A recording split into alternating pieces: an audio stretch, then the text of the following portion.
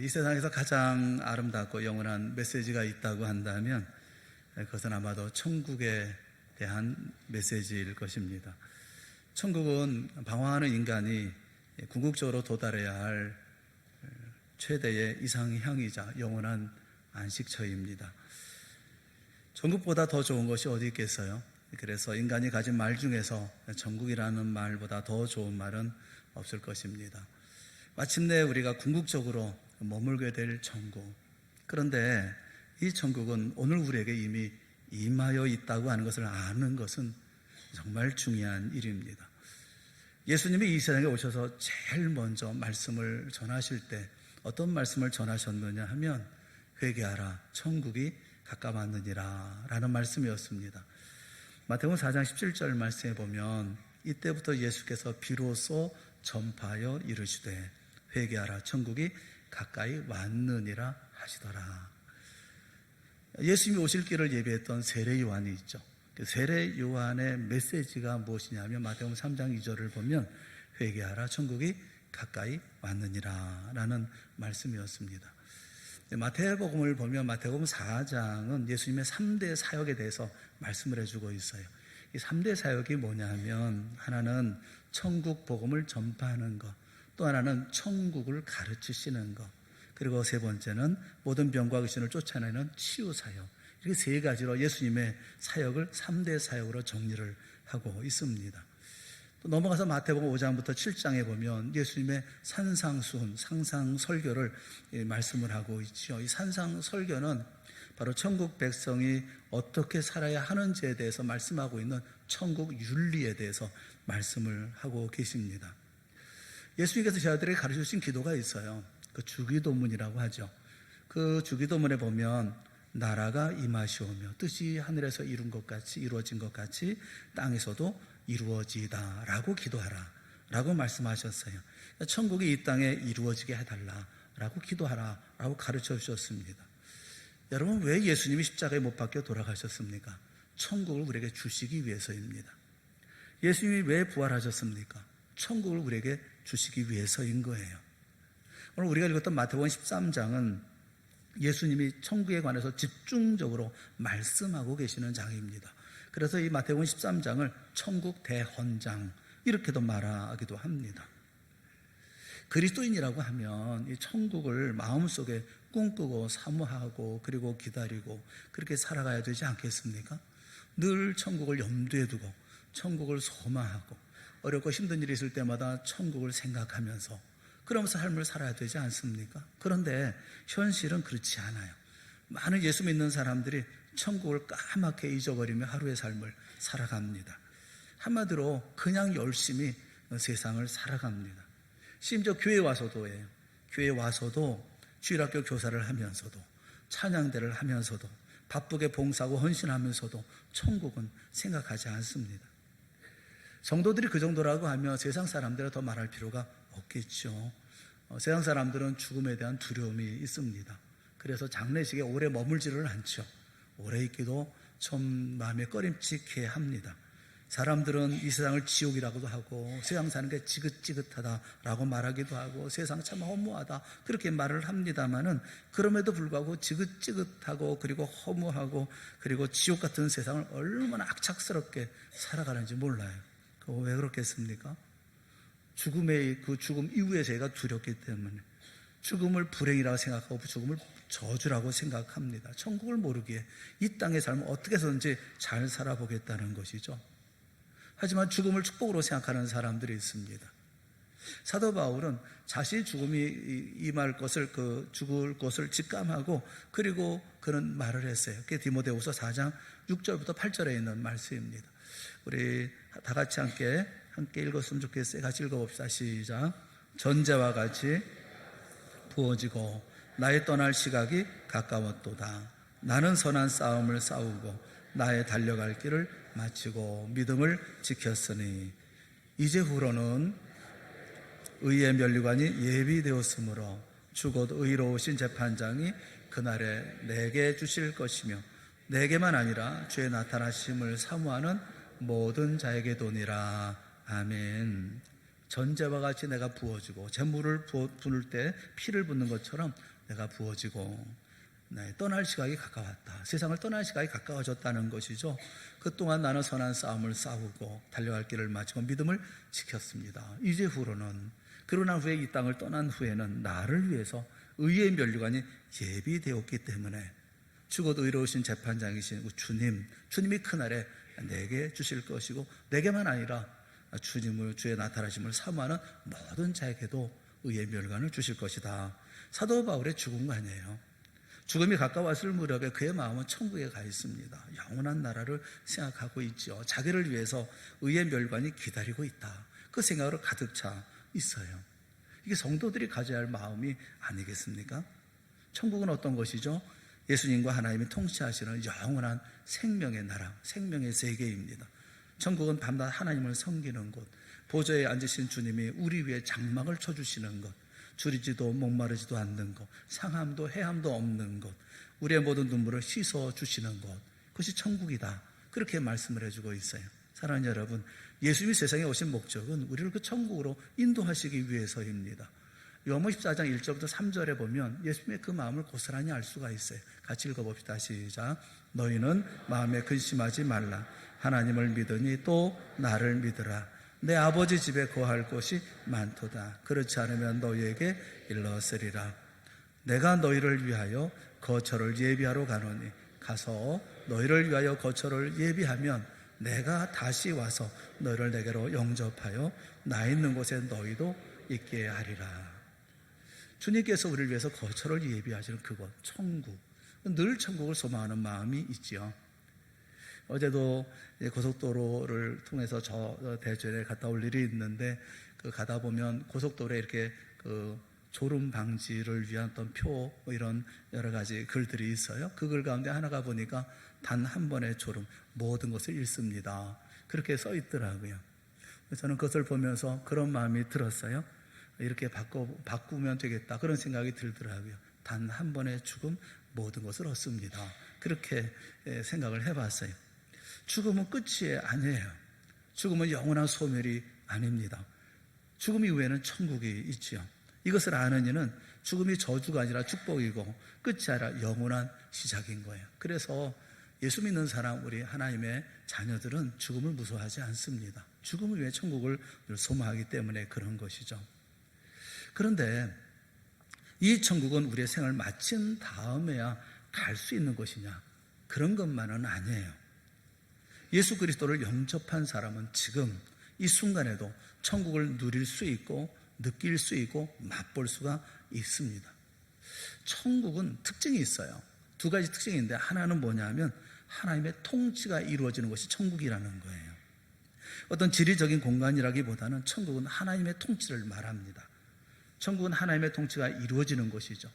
재림 때 완성되어질 천국만이 아니라 오늘 이 땅에서 하나님이 다스리는 이 천국이 겨자씨처럼 자라고 누룩처럼 퍼져가는 나라다라고 주님은 우리에게 말씀해 주고 계셔요. 또 하나의 특징이 뭐냐면 아직 완성되지 않은, 천국은 이미 임했지만 그러나 아직 완성되지 않은 나라라는 거예요. 임했다는 것을 우리가 아는 것은 예수님의 부활하심으로 말미암아 하나님의 통치가 사망의 권세를 깨뜨리는 이 모든 일들이 실현되어지는 아주 강력한 증거를 우리에게 보여주고 계시는 것이죠. 예수님의 탄생과 함께 천국은 우리 가운데 임했습니다. 그러나 완성된 것은 아니에요. 우리 모두가 다 천국을 누립니다. 완성되지는 않았지만 완성된 천국을 이루기 위해서 노력하며 살아가는 거죠. 어떤 분은 천국을 다녀왔다는 분이 계셔요. 예전에 책 가운데 천국은 확실히 있다 이런 책을 쓴 분이 계십니다. 토마스 주남이라는 이런 분이 이 여자분인데 책을 썼어요. 이분이 천국을 17번 갔다 왔다 그러면서 이렇게 설명을 했습니다. 대충 이런 거예요. 천국에 가보니까 침실에 순백색 카펫이 깔려있고 화장실 욕조는 은으로 되어 있다는 거예요. 저는 이해가 잘 안 되더라고요. 천국에서 화장실이 왜 필요할까? 그런 생각이 들더라고요. 천국에 없는 것이 있다고 한다면 뭐겠어요? 저는 쓰레기통이 없겠다 그런 생각이 들거든요. 그런데 화장실을 은으로 만들었다? 이상하더라고요.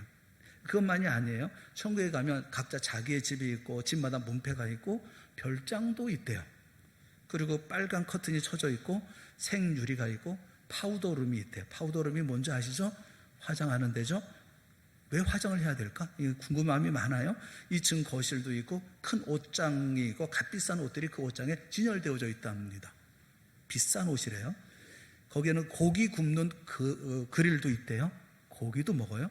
오븐 위에 다원형 접시가 있고 버튼이 달린 작은 배가 있는가 하면 빨간색 고급 승용차가 있대요. 그분 말이에요. 천국은 다 날아다닌답니다. 날아다니는데 왜 배가 필요하고 승용차가 필요합니까? 이 잡다한 상상력을 동원해서 허무맹랑한 소설 같은 그런 이야기로 천국을 만들어내고 있어요. 만약 천국이 그렇다고 한다면 이 세상과 뭐가 다를 바가 있어요? 똑같지 않아요? 이 책은 수많은 문제점을 안고 있습니다. 그 문제점이 뭐냐면 직통계시, 예언 또는 말세의 여선지자, 이 여자분이거든요. 말세의 여선지자, 예수님과 수시로 직접 대화하는 모습들, 이게 다 이단성이 있어요. 또 이단들이 하는 일이거든요. 또 빈야드 운동에서 흔히 말하는 진동 또는 접신, 이렇게 입신, 매트릭스 같은 접촉, 또는 시한부 종말론, 성령춤, 신사도 운동이 얘기하는 기름 부음, 이런 것을 다 얘기를 해요. 이단의 총집합체 같은 그런 이야기들이에요. 이런 엉터리 같은 천국 이야기를 얘기를 하고 있어요. 여러분, 천국은 우리 육신의 소원을 다 이루는 게 아니에요. 세상적인 조건이 다 갖추어져 있는 그것이 천국이 아닙니다. 어떤 분은 그런 얘기해요. 천국 가면 오락시설 같은 게 있나요? 저한테 물어봐요. 모르겠어요. 난 안 가봐서. 근데 오락시설, 천국에 가면 재미없을 것 같아요. 이렇게 얘기를 하더라고요. 여러분, 여행 갈 때 누구랑 가느냐가 정말 중요하잖아요. 누구랑 같이 있느냐가 정말 중요하지 않습니까? 여행 갈 때 장소도 중요하겠지만 장소보다 더 중요한 것은 누구랑 가느냐가 더 중요하잖아요. 사랑하는 사람이랑 같이 가면 그 장소는 어디든지 상관이 없지 않습니까? 도무지 이 동의를 안 하는 거 보니까 경험이 없는 것 같아요. 정말 사랑하는 사람은 어디 가든지 상관은 없어요. 그게 멋있는 그런 자연 풍경이 있는 그런 곳을 가든지 아니면 어디를 가든지 이게 아무 상관이 없어요. 그 사람과 같이 있는 게 가장 행복한 거 아니겠어요? 여러분, 한마디로 예수님 자신이 천국이에요. 예수님을 깨닫는 자가 천국을 깨닫는 자이고 예수를 믿는 자가 천국을 소유한 자입니다. 예수를 모시는 자가 천국을 이루는 자인 거예요. 천국은 예수님과 함께 우리 가운데 임하여 계시기 때문에 그런 거예요. 그래서 천국은 늘 거룩합니다. 천국은 아름답습니다. 천국은 순결합니다. 천국은 행복이 충만한 나라입니다. 천국은 진리와 정의가 이루어지는 나라예요. 은혜와 사랑과 힘이 넘치는 나라, 그게 천국인 거예요. 살아있는 생명이 넘치는 나라, 그게 천국이거든요. 마태복음 17장에 보면 베드로가 예수님과 모세와 엘리야가 함께 있는 것을 보면서 그런 모습을 보면서 그렇게 얘기를 하죠. 주여, 이곳이, 여기 있는 것이 좋사오니, 여기 있는 게 좋은 거예요. 늘 그곳에 머물고 싶은 것, 그게 바로 예수님이 계시는 그 자리거든요. 그게 천국이거든요. 여러분은 행복하십니까? 여러분의 인생은 행복한가요? 여러분의 가정은 행복하십니까? 우리 교회는 행복한 교회인가요? 우리의 삶은 행복한가요?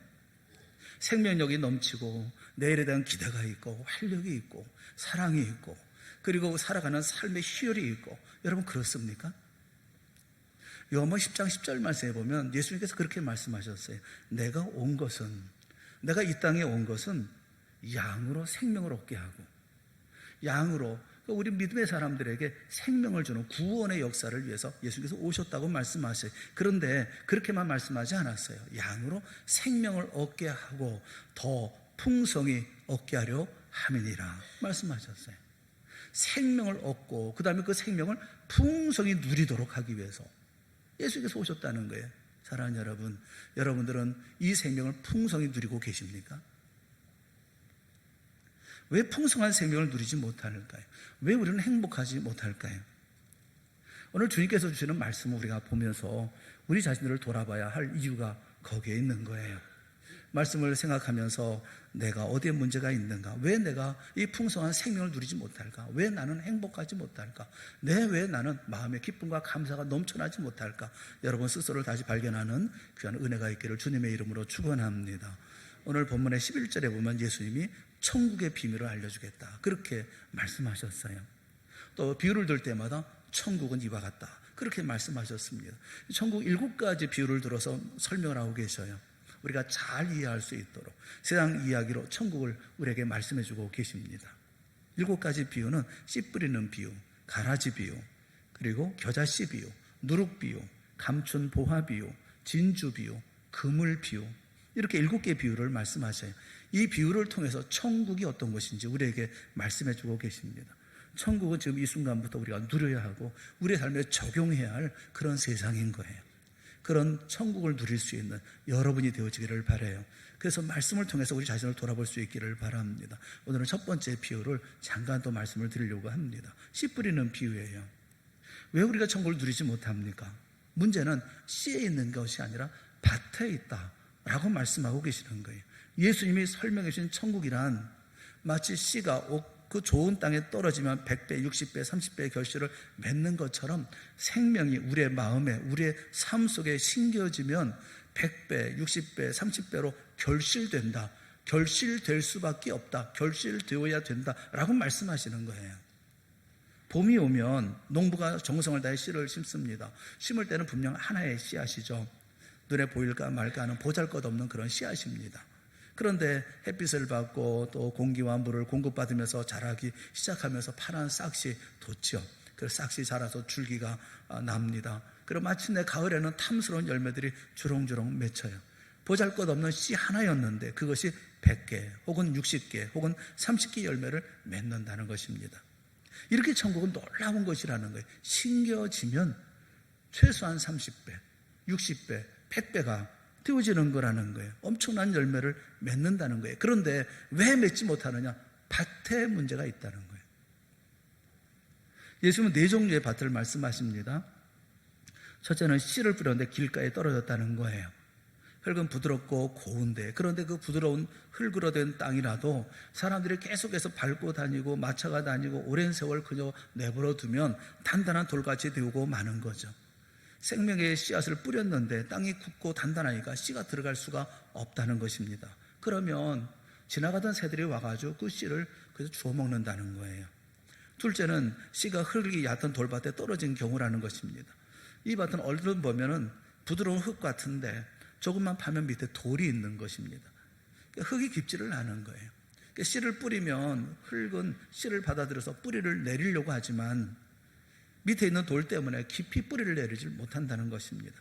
싹은 쉽게 나오기는 하지만 뿌리가 깊지 않기 때문에 결국 그날 떠오르는 자기라는 태양 앞에 말라 비틀어져 버리고 만다는 것입니다. 세 번째는 씨가 같이 떨기 위해 떨어지는 경우예요. 이 경우에는 땅에는 별 문제가 없습니다. 흙도 좋고 돌도 없어요. 잡초도 없습니다. 그런데 씨는 뿌리를 잘 내리면서 성장하는데 문제는 그 주위에 억센 가시나무들이 땅 위를 점령하고 있어요. 그래서 줄기를 뻗치고 위로 올라가려고 해보지만 가시덤불 때문에 결국 죽어버리고 만다라는 거죠. 네 번째는 씨가 좋은 땅에 뿌려진 경우예요. 이 땅은 농사짓기에 좋도록 미리 가꾸어 놓은 땅입니다. 밑에 돌이 없어요. 잡초도 없어요. 그리고 이 좋은 땅은 부드럽게 씨를 받아들입니다. 싹이 움트고 얼마 후에 줄기가 돋기 시작해요. 잘 자라나서 100배, 60배, 30배 열매를 맺는다는 거예요. 각각의 이 밭에 대해서 예수님께서 설명을 해 주십니다. 왜 우리는 천국을 누리지 못할까? 왜 우리는 불평하고 원망하고 우리 마음속에 불안이 가득할까? 왜 천국이 아니라 지옥 같은 마음으로 우리가 삶을 살아갈까? 예수님께서 설명하는 말씀이 있습니다. 그 말씀을 통해서 자신을 돌아보고 말씀 가운데 우리 모두가 천국을 소유하는 오늘이 되어질 수 있기를 주님의 이름으로 축원합니다. 예수님의 설명의 말씀 19절 이하에 있는 말씀이에요. 19절 말씀 우리 다 같이 한번 읽어보겠습니다. 19절 시작. 아무나 천국 말씀을 듣고 깨닫지 못할 때는 악한 자가 와서 그 마음에 뿌려진 것을 빼앗나니 이는 곧 길가에 뿌려진 자요. 우리가 비유를 잘못 보면 씨 뿌리는 사람이 실수한 것 같아요. 좋은 밭에 뿌려야 되는데 왜 저것에 뿌렸을까? 그렇게 말씀하고 있는 게 아니에요. 씨를 뿌리는 것은 똑같다는 겁니다. 똑같이 씨를 뿌리는 거예요. 똑같은 환경, 똑같은 조건, 똑같은 장소에서 똑같이 씨를 뿌립니다. 그처럼 똑같이 말씀이 선포됩니다. 똑같은 상황과 여건에서 하나님의 말씀을 들었는데 어떤 사람은 그 말씀을 거부하고 그 말씀에 무관심하고 그리고 그 말씀을 깨닫지 못하는 사람들이 있다는 것입니다. 이것이 길과 같은 사람이라는 거예요. 여러분 가만히 보면 말씀이 선포되어지는데 그 말씀이 나에게 부딪혀 오는데 그런데 그 말씀을 생각하면서 나와는 아무 상관이 없다. 말씀은 말씀이고 나는 나일 뿐이야. 이렇게 생각하고 있다고 한다면 하나님의 말씀과 무슨 상관이 있어요? 무슨 말이냐 면 자만심이 가득한 사람은 그러면 말씀이 신겨지지 않아요. 내가 최고야. 또 무슨 말이든지 내 말이 옳아. 내 인생에 간섭하지 마. 이런 분은 전혀 천국을 경험할 수 없다는 거예요. 내 안에 천국이 임해 있는데도 그 천국을 누릴 수가 없다는 것입니다. 하나님의 생명이 들어있는데 그 생명이 싹을 트질 못하는 거예요. 오히려 그 씨가 자기 안에 들어오지 못하기 때문에 그 모든 것을 다 잃어버리게 되어진다는 것입니다. 편견으로 닫혀진 마음, 고집스러운 마음, 교만한 마음, 이 마음에는 생명이 자라지를 못한다는 거예요. 하나아버지가 예수님께 간청을 하죠. 무엇을 하실 수 있거든 우리를 도와주옵소서. 아들을 데리고 와서 무엇을 하실 수 있거든 이라고 말하니까 예수님께서 그 말을 들으면서 불쌍히 여기시고 그래 내가 고쳐주지 마라고 말씀하지 않았어요. 예수님께서는 할 수 있거든이 무슨 말이냐, 믿는 자에게는 능히 하지 못할 일이 없느니라고 야단치셨어요. 다른 사람 다른 것은 다 못 믿는다 할지라도 예수님은 믿어야 될 거 아니에요. 예수님의 말씀이면 믿어야 될 거 아니에요. 그런데 듣고도 모르고 보고도 깨닫지를 못하는 거예요. 여러분 우리가 어떤 일을 하든지 주님께서 말씀하셨어. 이게 주님의 사역이야. 주님께서 기뻐하시는 거야. 그럼 해야죠. 이것 때문에 안 되고 저것 때문에 안 되고 내가 생각해 보니까 내가 재보니까 그렇게 하면 그게 뭐예요? 길가와 뭐가 다를 바가 있어요. 이런 분들은 인정사정 없이 자기를 두들겨 부숴야 합니다. 마음을 부드럽게 만들어버려야 돼요. 그렇지 않으면 새들이 다 먹어버린다는 겁니다. 예수님은 이 새를 가리켜서 악한 자라고 말씀하고 있는데 마가복음 4장에 보면 사단이라고 말씀해요. 사단이 와서 뿌려진 말씀을 빼앗는다라고 설명하고 있어요. 마음속에 이런저런 이유를 가지고 하나님의 들어오는 모든 말씀들을 전부 다 빼는 거예요. 다 없애버리는 거예요.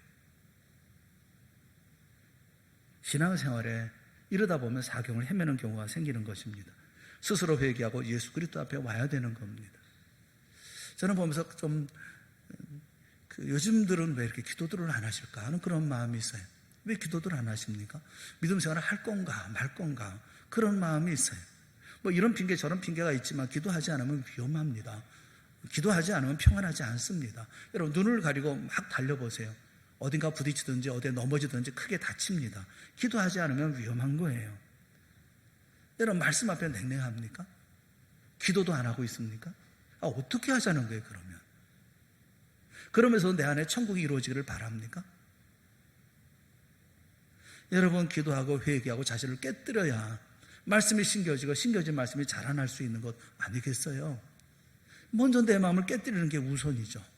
단단하게 마음을 걸어 잠그고 난 다음에 그 다음에 세상을 다 비판하고 모든 사람들을 다 손가락질하고 그래서야 내 안에 어떻게 천국이 이루어질 수가 있겠어요? 천국을 누릴 수가 있겠어요? 길과 같은 마음, 공고집스러운 마음, 자만심에 가득한 마음, 나 외에는 아무것도 인정하지 않는 마음, 이런 마음들이 바로 길과 같은 마음, 천국을 이룰 수 없는 마음이라는 거예요. 자, 20절, 21절 말씀 한번 같이 읽어봅시다. 다 같이 시작. 돌밭에 뿌려졌다는 것은 말씀을 듣고 즉시 기쁨으로 받되 그 속에 뿌리가 없어 잠시 견디다가 말씀으로 말미암아 환난이나 박해가 일어날 때에는 곧 넘어지는 자요. 말씀을 받기는 쉬워요. 그런데 말씀이 뿌리를 내리지 못한다. 그렇게 말씀하셔요. 믿음의 기초가 약하거나 믿음의 뿌리가 없는 그런 분이죠. 쉽게 은혜는 받아요. 그런데 좌절도 쉽게 해요. 포기도 쉽게 합니다. 유치하고 감정적인 그런 신앙이죠. 변덕이 심해요. 왜 그럴까요? 두렵기 때문에 그래요. 그 말씀이 맞아요. 맞아. 그렇게 살아야지.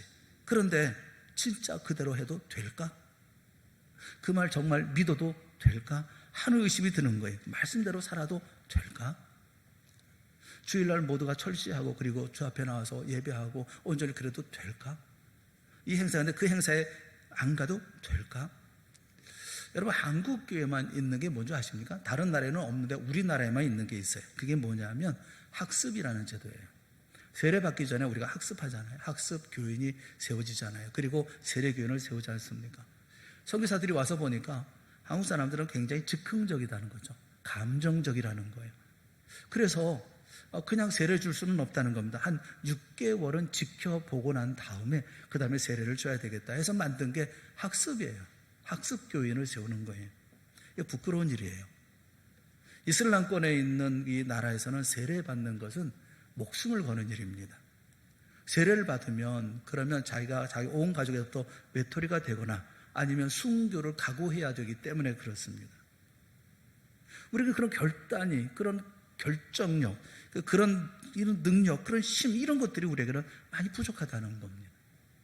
은혜 받을 때는 자기 혼자 다 예수 믿는 것 같고 하루가 지나고 나면 또 다른 사람처럼 다 의심하고, 이런 분도 천국을 경험하지 못하기에는 매한 가지 똑같습니다.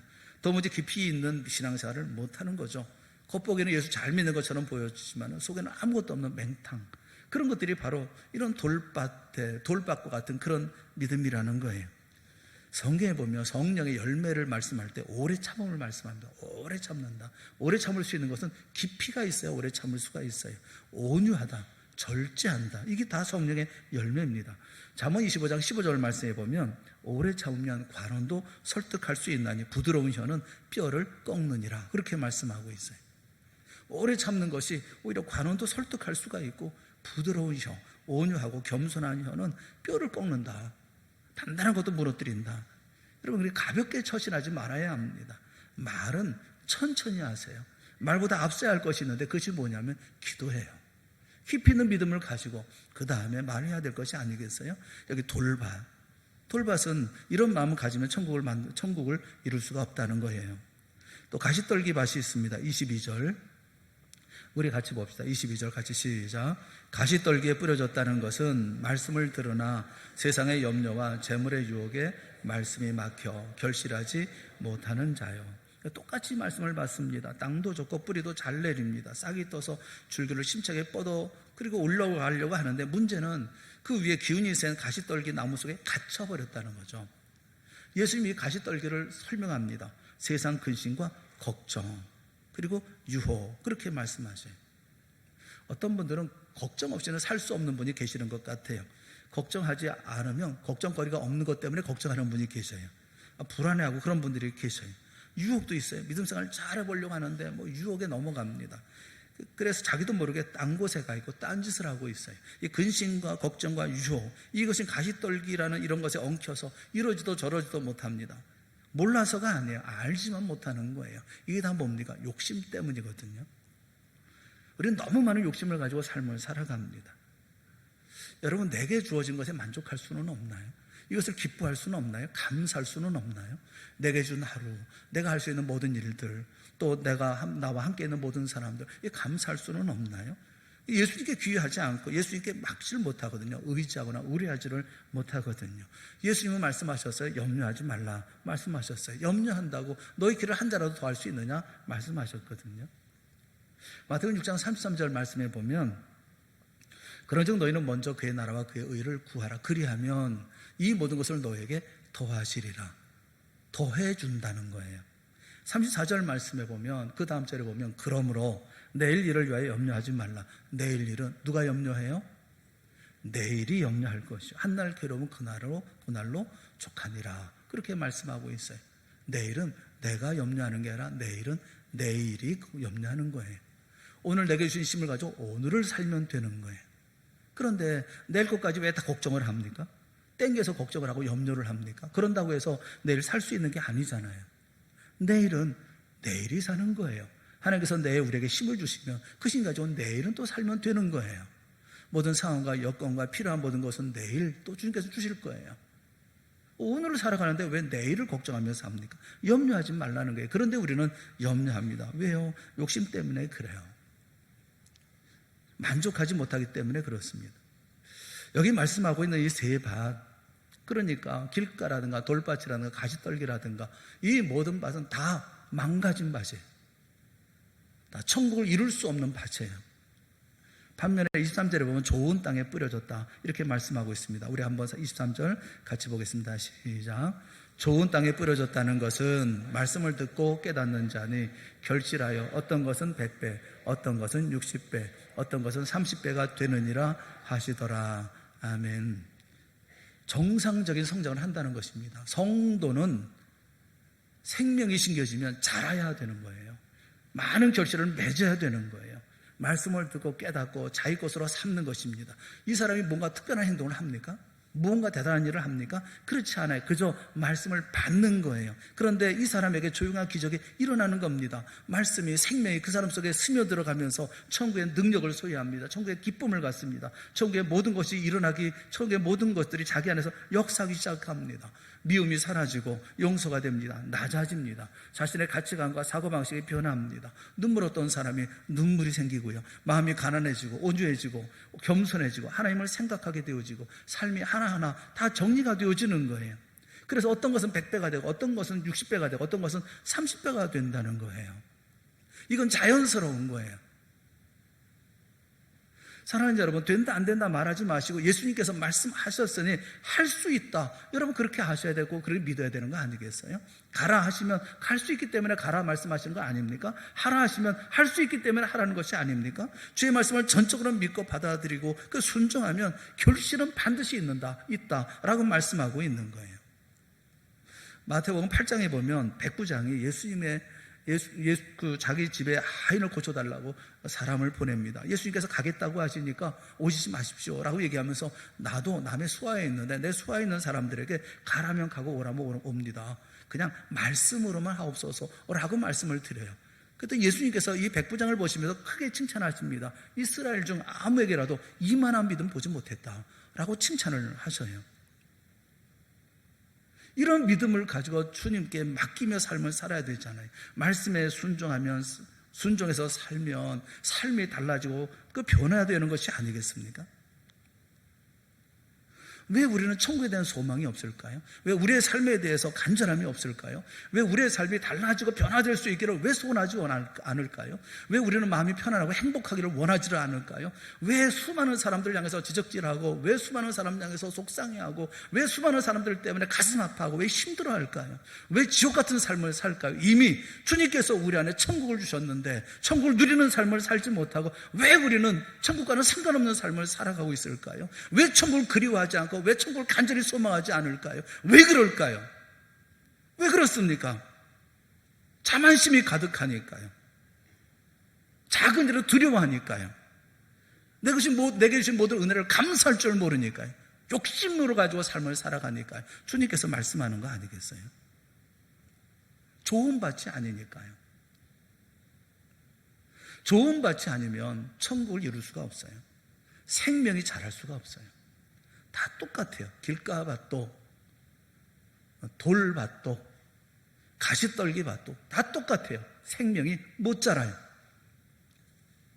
이것을 제거하기 전에는 우리의 심령 가운데 우리의 삶 속에 우리의 가정 가운데 천국을 이룰 수는 없어요. 사도행전 16장 말씀을 보면서 한 가지 궁금한 점이 있었어요. 그 빌립보에서 바울과 실라가 감옥에 갇힙니다. 좋은 일하고 감옥에 갇혔어요. 그런데 말씀에 보면 기도하고 감옥 속에서 기도하고 한밤중에 기도하고 찬송했다 그렇게 말씀을 해요. 무슨 기도했을까요? 감옥에 갇혀 있으니까 기도한 것이 무슨 기도였겠어요? 감옥에서 나가게 해주십시오 뭐 이런 기도 하지 않았을까 싶어요. 그런데 하나님께서 놀랍게 역사하셨잖아요. 빌립보의 감옥이 흔들리고 지진이 나고 옥토가 움직이고 그리고 뭐 착고가 다 풀어지고 또 옥문이 열렸잖아요.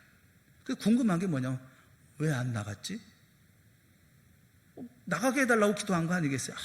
여기 이제 억울하게 갇혔습니다. 주님 우리를 나가게 해주십시오 뭐 이렇게 얘기해야 되는 거 아니겠어요?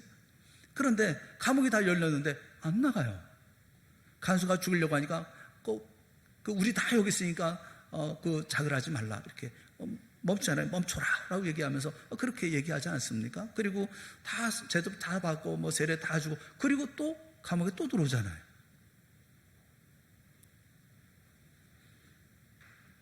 여러분, 저는 보면서 이분들에게는 그것이 감옥이냐 밖이냐가 중요한 문제가 아니겠다 싶은 마음이 드는 거예요. 그들이 했던 얘기가 뭡니까? 내가 어떻게 하면 구원을 받을 수가 있겠습니까? 간수가 물어보니까 주 예수를 믿어라. 그리하면 너와 내 집이 구원을 받으리라. 그렇게 말씀하고 있잖아요. 그분들에게는 중요한 것은 예수님이에요. 예수님을 모시고 살면 감옥이면 어때요? 바뀌면 어때요? 억울한 일은 어때요? 이분들은 아무 상관이 없어요. 믿음의 선배들을 보십시오. 사드락, 메삭, 아벤노고가 풀불 속에 들어갈 때 두려워하던가요? 다니엘이 사자굴 속에 던져질 때 두려워하던가요? 다윗이 골리앗 앞에 섰을 때 두려워하던가요? 주님과 함께 있는 것이 천국인 거예요. 사랑하는 여러분, 하나님의 말씀, 생명의 말씀을 깨닫게 될 때 비로소 우리는 천국에 눈뜨게 되어지고 천국의 기적과 능력을 체험하게 되어집니다. 말씀을 깨닫는다. 말씀을 깨닫는다는 것이 뭡니까? 예수 그리스도를 깊이 이해하고 예수 그리스도를 마음 깊이 영접하고 예수 그리스도의 삶과 죽음과 모든 것을 받아들이는 거예요. 그때 우리는 천국의 주인 되신 주님과 함께 천국을 누리게 되어지는 것입니다. 그리고 100배, 60배, 어떤 것은 30배 이런 놀라운 결실들을 누리게 되어지는 것입니다. 예수님과 함께 있으면 지옥도 천국으로 변하는 거예요. 예수님과 함께 있으면 어떤 실패와 좌절도 승리와 성공으로 바뀌어지는 것입니다. 오늘 우리 모두의 삶을 우리 주님 예수님이 지배하는 역사가 있기를 주님의 이름으로 축원합니다. 기억하십시오. 길가, 돌밭, 가시떨기밭 모두 천국을 누리지 못합니다. 모두가 마찬가지예요. 그러므로 자만심을 버리세요. 두려움을 버리세요. 내게 주신 모든 은혜에 감사하며 사세요. 욕심도 버리세요. 그러면 좋은 밭이 됩니다. 생명을 받을 준비가 되어져 있고 천국의 놀라운 열매를 누릴 수 있는 준비가 되어지는 거예요. 좋은 밭이요. 좋은 밭이란 예수 그리스도를 깊이 사랑하는 것입니다. 그래서 100배, 60배, 30배의 결실을 맺게 되어지는 것입니다. 여러분 모두가 다시 한번 내 안에 천국이 이루어지기를 간절히 소망하고 그래서 예수 그리스도를 모시고 내 안에서 주님과 함께하는 믿음의 역사를 만들어갈 수 있기를 소망하는 우리 모두가 되어질 수 있기를 바라요. 여러분의 삶 속에 여러분의 가정 속에 우리 교회 안에 이와 같은 주님과 함께하는 놀라운 천국이 이루어지는 역사가 있기를 바라는 것입니다. 30배, 60배, 100배의 결실들이 풍성하게 맺어지는 열매 있는 그런 우리들의 삶이 되어질 수 있기를 바라는 거예요. 여러분 다시 한번 자신을 돌아보고 버릴 것은 버리고 찍어버릴 것은 찍어버리고 또 파헤칠 것은 파헤치고 또 부술 것은 부수고 하나님 앞에 좋은 밥 만들어가서 그래서 주님께서 말씀하시는 천국의 풍성함을 누리고 생명의 풍요로움을 누리는 여러분 모두가 다 되어질 수 있기를 주님의 이름으로 축원합니다. 기도하겠습니다. 사랑의 하나님 아버지, 우리를 불쌍히 여겨 주시옵소서. 어리석습니다. 무지합니다. 고집스럽습니다. 그런 우리들에게 찾아오셔서 십자가 위에서 죽어주시고 피 흘려주셔서 구원해 주신 주님, 우리로 하나님의 자녀가 되게 하신 주님, 우리 안에 천국을 주신 주님, 이제 이 천국을 누리게 하여 주시옵소서. 생명을 누리게 하여 주시옵소서. 풍성한 생명의 날을 살아갈 수 있게 하여 주시옵소서. 눈물 흘리고 이를 악물고 한숨 쉬고 탄식하는 우리가 되지 않게 하여 주시옵시고 눈을 높이 들어 주님을 바라보고 감사하며 찬송하며 주님을 높이 드높이고 주님께 영광 돌리며 살아가는 우리가 되어질 수 있도록 은혜 베풀어 주시옵소서. 변화되기를 원합니다. 우리 가정이 달라질 수 있기를 원합니다. 우리 동산교회가 하나님 앞에 천국 되어질 수 있기를 원합니다. 은혜를 베풀어 주시옵시고 이와 같은 믿음의 자리 가운데서는 우리 모두가 되어질 수 있도록 깨달음 허락하여 주시고 주 앞에만 있게 하여 주시옵소서. 예수님의 이름으로 간절히 기도드리옵나이다. 아멘.